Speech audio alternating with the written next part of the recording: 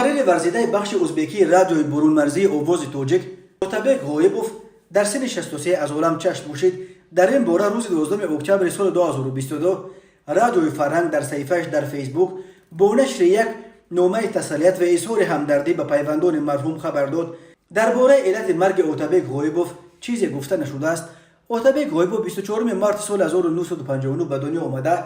دانشکده دولتی زبانهای تاجیکستان به نام ساتیم اولوغزاده را ختم کرده است. اوتابک غایبوف سال 1987 فعالیت روزنامه‌نگاریش را آغاز نموده 35 سال همچون محرر بخش ازبکی رادیوی آواز تاجیک فعالیت داشت. اوتابک غایبوف برای فعالیت پرثمر در ساحه مطبوعات و سهمش در پیشرفت جامعه با افتخارنامه جمهوری تاجیکستان و عنوان کارمند شایسته تاجیکستان قدردانی شده است. اوتابک غایبوف همچون برنده جایزه اتفاق ژورنالیستان تاجیک به نام لاهوتی و مدال 100 سالگی مطبوعات تاجیک شده. برای مجموعه گزارش‌هایش در میان ژورنالیستان از 50 کشور جهان مدال طلایی آزمون بین المللی قلم طلایی را به دست آورده.